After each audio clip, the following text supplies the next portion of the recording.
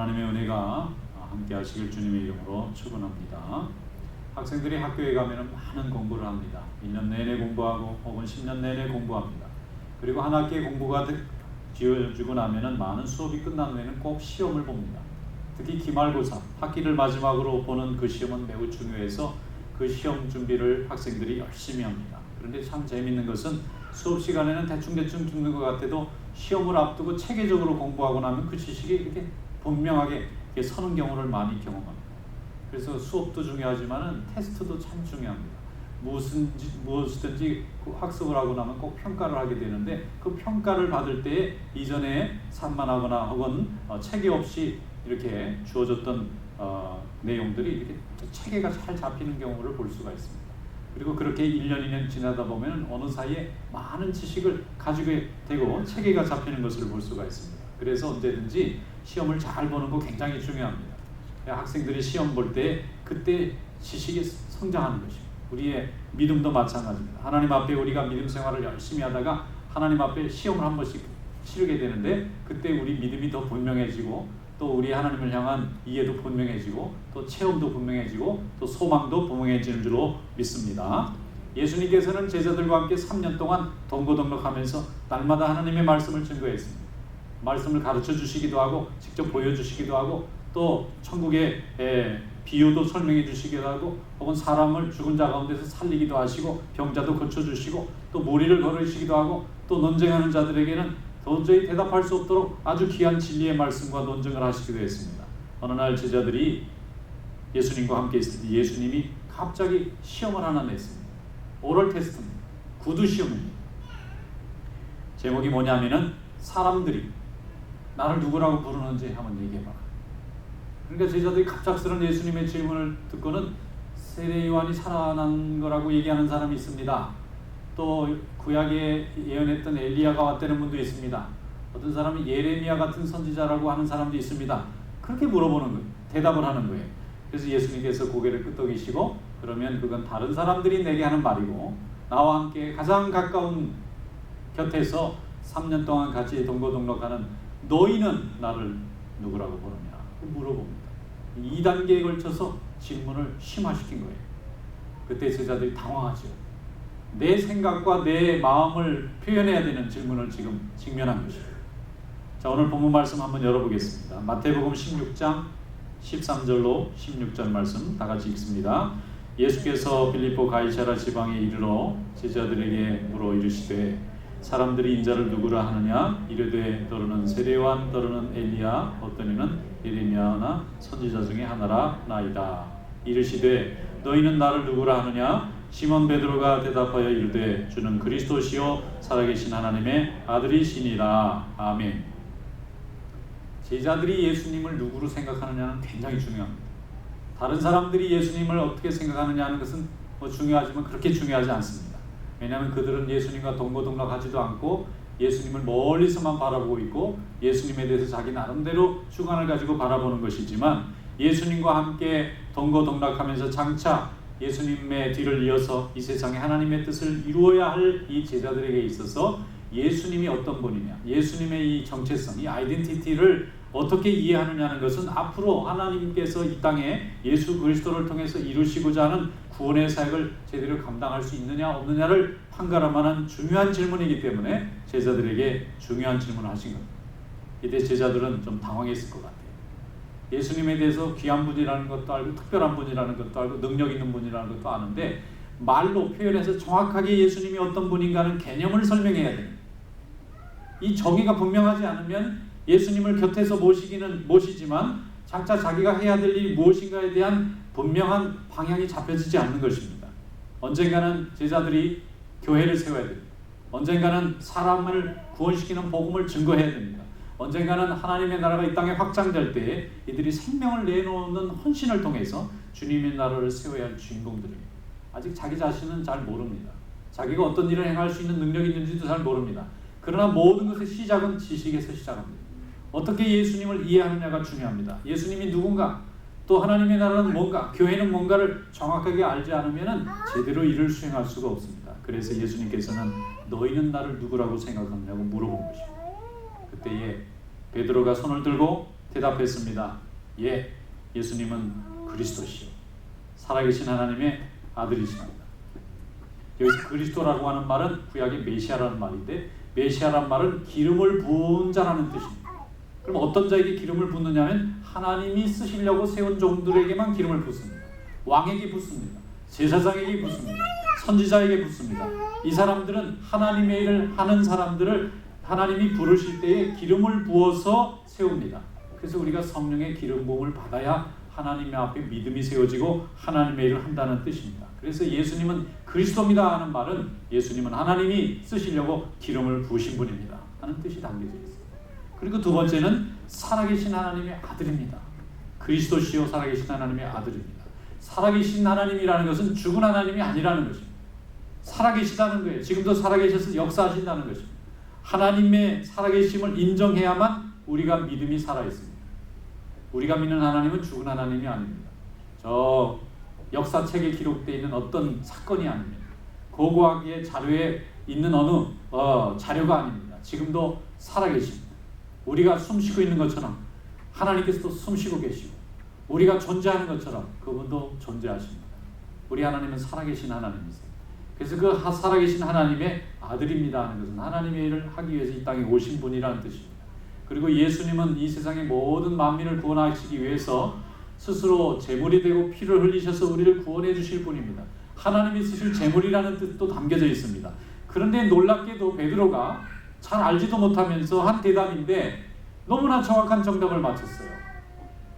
주는 그리스도시요 살아계신 하나님의 아들이십니다. 예수님이 듣고 너무 좋아서 이건 네가 혼자 알아서 된 것이 아니고 하나님의 성령이 너에게 이걸 알려주셨구나. 예수님이 너무 기뻐합니다. 여러분, 하나님이 역사하시면은 하나님의 뜻을 이루는 그런 일에 쓰임받는 삶이 될 줄로 믿습니다. 우리가 하나님의 자녀로 부름받았잖아요.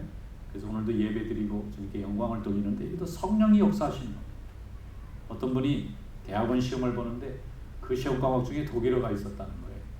근데 이분이 독일어를 고등학교 때 잠깐 배우고 그거는 배운 적이 없어서 잊어버리고 있었는데 시험 준비도 못하고 그냥 급해가지고 가서 시험을 보니까 문제가 나왔는데 이것을 해석하시오 하고 큰 문장이 나왔는데 해석할 수가 있어야죠.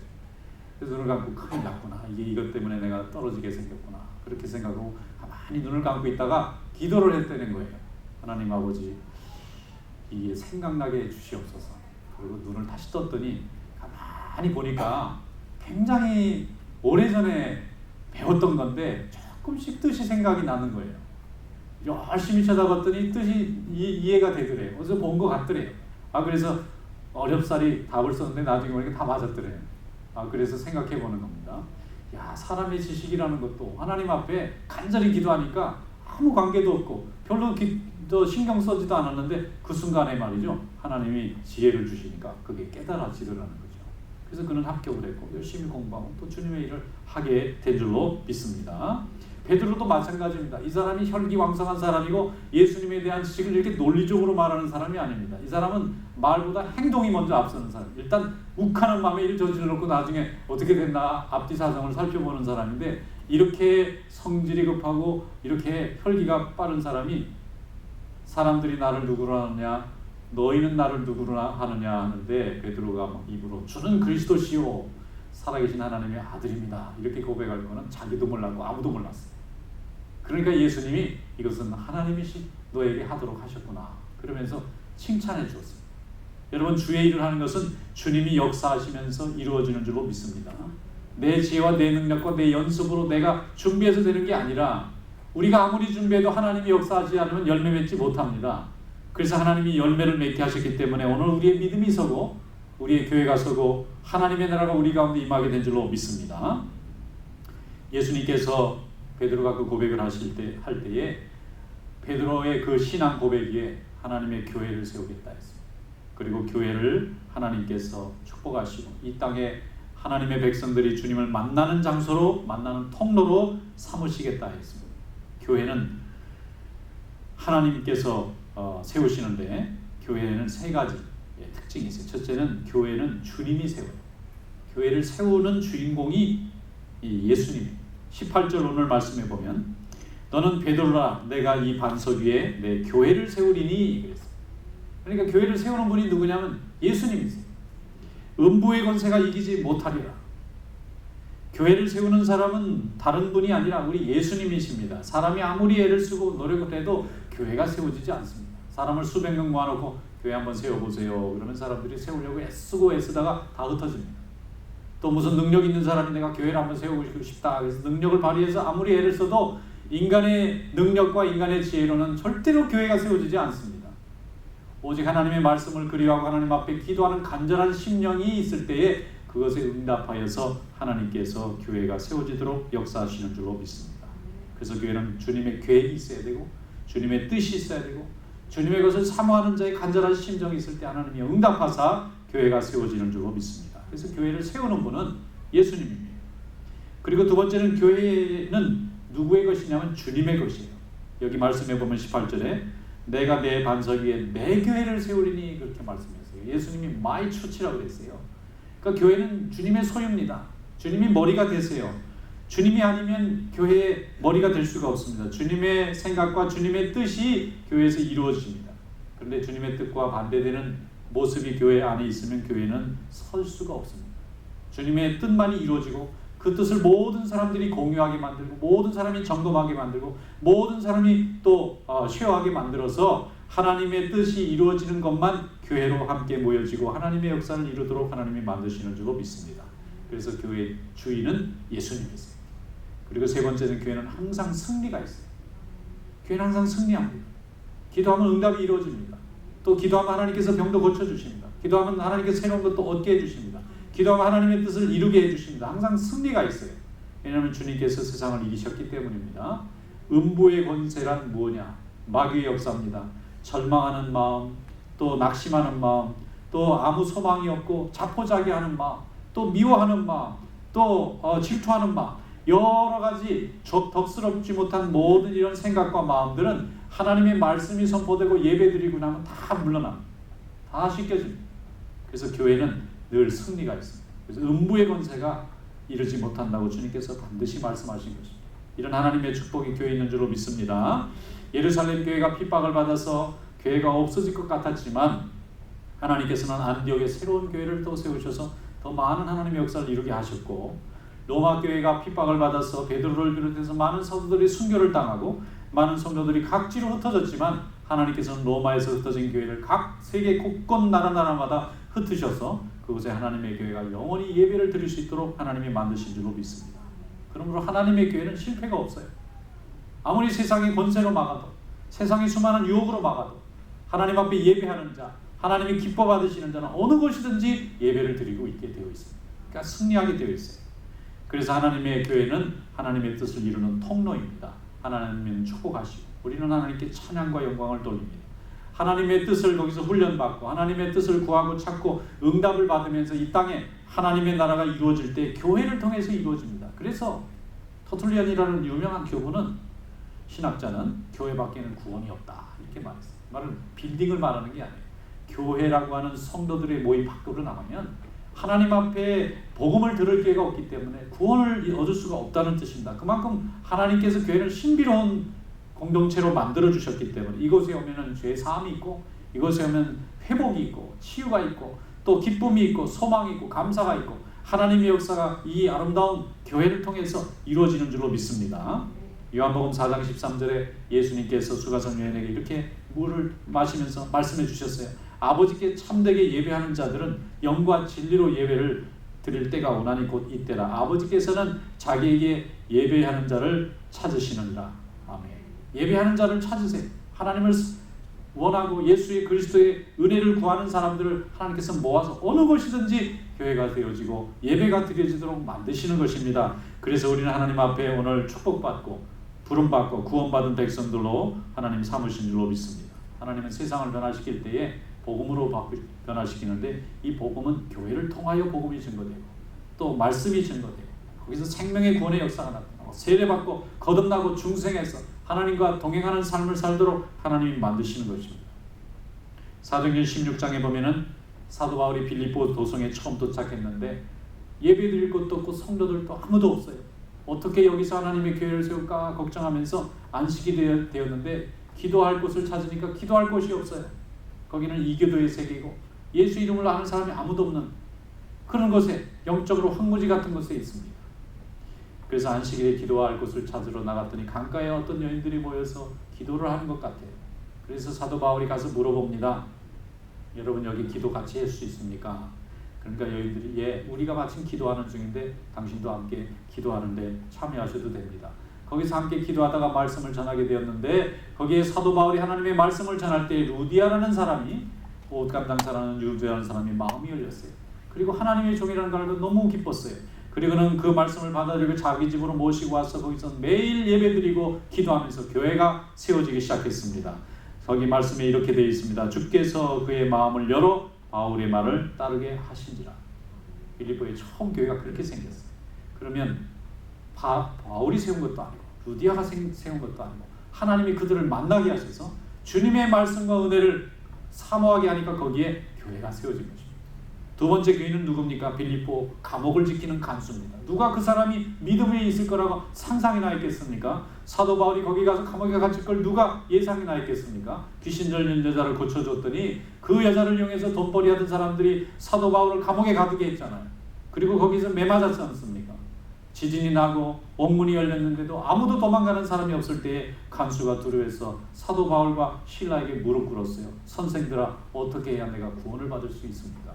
그때에 하나님께서 그에게 귀한 기회를 주셨습니다. 주 예수를 믿어라. 난생 처음 들어보는 이름입니다. 주 예수라는 분을 믿어라. 그러면 너와 내 집이 구원을 얻으리라. 그는 믿었습니다. 세례받았습니다. 그 다음날 온 식구들이 모여서 다 주님의 자녀가 되고 그들이 두 번째 빌립보 교회 교인이 되었습니다. 교회는 이렇게 사람이 세우는 게 아니고요, 하나님이 세우십니다. 주님이 세우시고 우리로 하여금 만나게 하시고 간절하게 만드시고 역사하게 만드셔서 하나님 앞에 예배해야만 살아갈 수 있는 사람들을 불러서 하나님의 교회를 만드십니다. 이 교회가 그렇게 해서 계속해서 새로운 신명들을 주님 앞에 부르는 신비한 세상의 조직으로, 공동체로 하나님이 만드신 것입니다. 예수님이 부활 승천하신 후에 유대인들이 두려워해서 제자들과 또 예수님의 가족들이 마가의 다락방의 문을 꽁꽁 잠그고 기도했습니다. 예수님을 그리워하면서 기도했습니다. 예수님을 사랑하면서 기도했습니다. 그때 성령의 충만함이 나타나고 처음 이 세상에 교회라는 이름을 가진 그런 믿음의 공동체가 생겼습니다.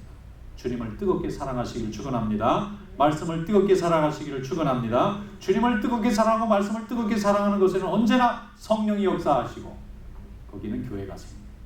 그리고 계속해서 교회는 성령의 역사로 말씀을 나누고 은혜를 나누고 하나님의 능력을 경험합니다.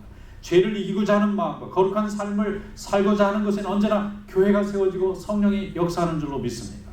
이것이 바로 우리를 하나님이 이 세상을 변화시킬 때 부르신 이유입니다. 한 교회가 세워져서 열심히 부흥했습니다. 교인들이 많이 부흥해서 교회가 제법 커졌어요. 목사님과 모든 장로님과 성도들이 모여서 이렇게 하나님이 우리 교회를 크게 이렇게 부흥시켜 주셨는데 우리가 주님이 기뻐하시는 일을 해야 되지 않겠습니까? 이제는 모이게 힘쓰지만 이제는 선교하는 교회가 되어야 되지 않겠습니까? 온 교회들이 아멘하고 작전 기도를 몇 주간 같이 다 한 다음에 그럼 우리가 어떻게 하면 좋겠느냐? 선교지에 선교사를 한번 보내서 선교지에 교회를 하나 지어줍시다. 결정 났어요.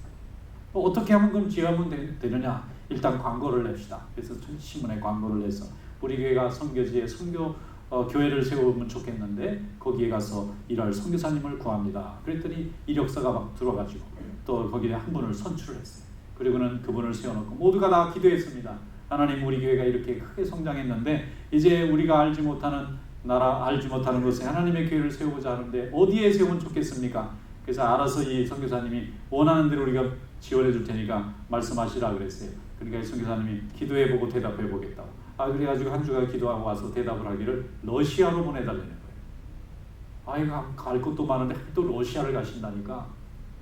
그러면 우리가 그렇게 해보겠다. 그래서 서로 3년 동안 후원금을 보내고 우리가 계속 서포트하기로 결정하고 아무것도 아는 것도 없고 준비된 것도 없는데 그냥 그분이 이제 부부가 블라디보스톡으로 가셨어요.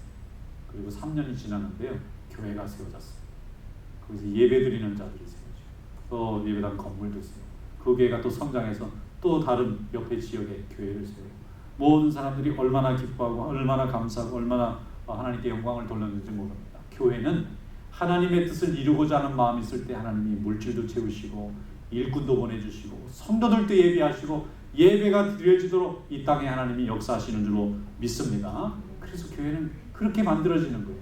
인간의 힘과 뜻으로, 인간의 어떤 목표로 이루어지는 것이 아니라 하나님 앞에 영광을 돌리고 하나님의 뜻이 이루어지기를 바랄 때에 하나님이 그것에 필요한 일꾼들도 보내주시고 모든 환경도 준비해 주시는 것입니다. 그래서 우리는 하나님 앞에 구할 때 내 뜻을 구하는 것이 아니라 하나님의 뜻, 우리 주님의 뜻을 구하는 성도인 줄로 믿습니다. 내 뜻을 구하면 이것은 주문이 되고 맙니다. 미신이 되고 맙니다. 이건 기복신앙이 되고 맙니다. 그러나 주님의 뜻을 구하면 주님의 역사하셔서 사람들도 보내주시고 예비하시고 환경도 변화시켜서 하나님의 역사를 이루시는 줄로 믿습니다. 오래전 얘기입니다. 수십 년 전에 스페인에 한국인 부두 노동자들이 돈 벌러 갔어요. 그때는 뭐 한국 사람들도 별로 없는데 큰 먼 나라에 말도 안 통하는 스페니시하는 그런 나라에 부두 노동자들이 가서 열심히 일하고 돈 벌어서 고국의 가족들에게 보내는데 얼마나 외로운지 몰라요. 일요일이 되었습니다. 그 중에 교회 다니는 사람들은 고국에 있을 때 교회 다니는 게 너무 그리워서 교회를 가보는데 이 현지인 교회들은 뭐 스페인시로 얘기하니까 뭐 알아들을 수도 없고 몇 번 다니다 보니까 너무 답답하고 내 말로 내 뜻으로 고백하고 예배를 드리고 말씀을 받았으면 좋겠는데 이게 채워지질 않는 거예요. 그래서 한 4-5명이 부두에 앉아서 한국 사람들끼리 이게 우리 말로 하는 교회가 생겼으면 좋겠다 그렇게 하는데 방법이 없잖아요. 돌아가면서 뭐 성경도 보고 찬송도 불러보는데 뭐 아는 게 없으니까 이 인도가 안 되는 거예요. 근데 그 중에 한 사람이 야 이럴 게 아니라 우리 고국의 선교부에 교단 선교부에 우리가 편지를 보내가지고 여기에 좀 예배 인도해 주실 분을 좀 잠깐이라도 좀 보내주면 어떻겠냐고 편지를 한번 보내자. 그래가지고 이분들이 편지를 써서 보냈어요. 여기에 저희가 이게 예배를 드리고 교회가 이렇게 지금 세워지고 있는데 여기에 말씀을 전해주실 주의 종을 좀 한번 보내주십시오. 성경에서 편지를 보니까 여기 스페인에서 왔잖아요. 그래서 이거 어떡하나 그래서 광고를 붙였어요. 모든 선교사 후보생들 중에 혹시 여기에 선교할 분이 있으면 지원하세요. 그랬더니 어떤 여러 명 중에 한 분이 선택이 됐습니다. 그리고 그분은 이제 비행기표를 끊어가지고 이제 먼저 가서 도착하고 나중에 가족들이 가기로 다 결정했어요. 그리고 도착했는데 이분이 교회를 찾아보니까 교회가 없잖아요. 아무리 찾아봐도 그런 교회를 안 되는 사람도 없고 말도 안 통하고 한국 사람이 있는지 찾아봐서 물어봤더니 분명히 주소는 부둣가인데 아무것도 없어요. 사람도 없고 건물도 없고. 그래서 나중에 간신히 물어봤더니 편지를 보낸 사람 벌써 한국으로 귀국했고 나머지 사람들은 찾으러 갈 준비가 다 돼 있고 교인이 아무도 없는 거예요. 근데 자기는 이게 교회인 줄 알고 열심히 사역하러 왔는데 아무것도 없으니까 너무 낙심해서 털퍼덕 앉아가지고 목사님이 젊은 목사님 하나님 앞에 눈물로 기도했대. 하나님 가야 됩니까? 남아야 됩니까? 가야 됩니까? 남아야 됩니까? 하나님이 남아라 그러시더래요. 그래서 하나님이 여기까지 불러주신 것도 하나님의 계획이 있는 줄로 믿고 순종하겠습니다. 그리고 앉아서 가족들 다 불러가지고 거기서 첫 예배를 드리고 열심히 복음 전하고 우리 교포들이 오면 열심히 복음 전하고 그게 스페인 최초의 한인교회가 되었어요. 그렇게 많이 봉했습니다. 그 후로 많은 교회들이 또 주변에 많이 생겨나게 되었습니다. 여러분 하나님의 교회는 하나님의 뜻인 것을 순종하고 또 하나님 앞에 기도하고 나가면 하나님이 세우시는 줄로 믿습니다. 그리고 그 교회는 예수님이 주인이시고 날마다 하나님의 말씀이 필요한 자들에게 변함없이 말씀이 공급되고 기도할 때 하나님의 응답이 나타나는 신령한 하나님의 은혜의 자리로 만드시는 줄로 믿습니다. 바로 이것이 교회를 이루는 하나님의 역사인 것입니다. 하나님의 뜻을 구하는 성도 되시기를 축원합니다. 교회를 통해서 하나님이 우리를 얼마나 아름답고 복된 자로 불렀는지 날마다 감사하면서 영광을 돌리는 삶이 될 수 있기를 축원합니다. 에베소서 3장 20절로 21절에 교회를 이렇게 말씀했어요. 우리 가운데서 역사하시는 능력대로 우리가 구하는 것이나 생각하는 것에 더 넘치도록 능히 하실 이에게 교회 안에서와 그리스도 예수 안에서 영원히 대대로 영원 무궁하기를 원하노라. 아멘. 영원토록 하나님께서 우리와 함께 하시고 영원히 하나님의 능력과 은혜 가운데서 함께 하신 이런 축복이 여러분들에게 함께 하시기를 주님의 이름으로 축원합니다.